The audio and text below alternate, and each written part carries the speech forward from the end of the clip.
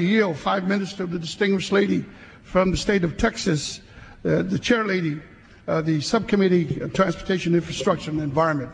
Gentlewoman from Texas is recognized for 5 minutes.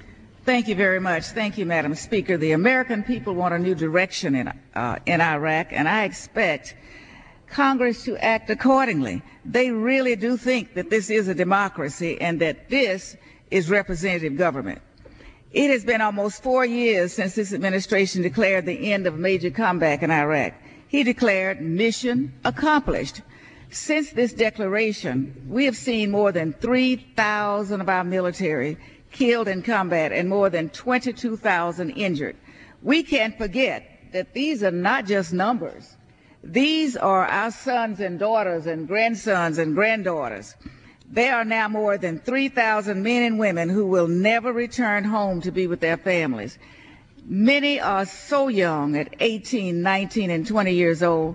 Their lives have ended before they ever really began. I started my professional career as a psychiatric nurse at the Dallas Veterans Administration Hospital, and I observed firsthand the physical and psychological trauma that the returning young people faced from the Vietnam War. It is a long-term battle for them and their families as they learn to live with these disabilities.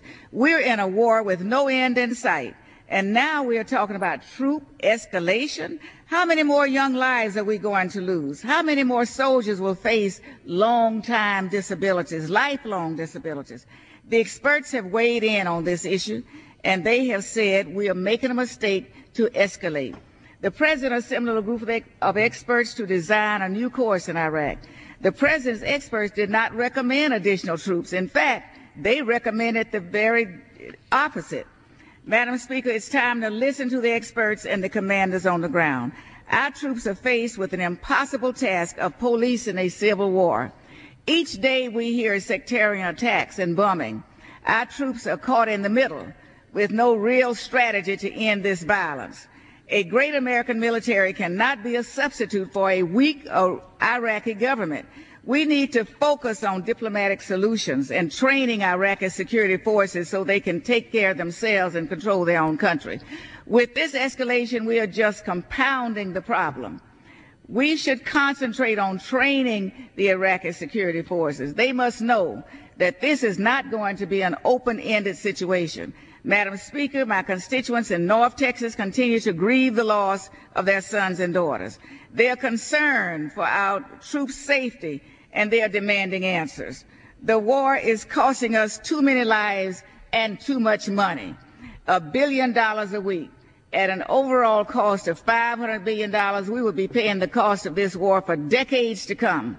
In my congressional district in Dallas, Texas, our share of the cost will be $1 billion. In Dallas, this would have provided 400,000 children with health care or paid 23,000 additional police officers. For our nation's 300 million Americans, their share will be $1,300 apiece. Accountability of this Iraq war spending has been appalling. Does there even exist any accountability? Last week we began the congressional hearings regarding contracting fraud. Apparently there is $12 billion unaccounted for. Contractors were being paid with large bags of cash. This is truly an embarrassment and the height of irresponsibility as thousands of American children go to bed hungry each night. Many are children of our troops. And now we are talking about spending more money and adding more troops. We need to end this. Redeployment needs to start now. Madam Speaker, we have before us a bipartisan resolution opposing the escalation of troops in Iraq. However, this debate is only the first step. The ultimate goal is to bring our troops home safely and swiftly. It is time for the President to listen to the American people and his advisors and refrain from changing the leadership when they disagree with him. The best way to support our troops serving in Iraq is to say no to the President's escalation of this war. An outstanding general said recently that stubbornness cannot be mistaken as leadership and cliches cannot be called policy. I strongly urge my colleagues to support this resolution. Thank you, Madam Speaker.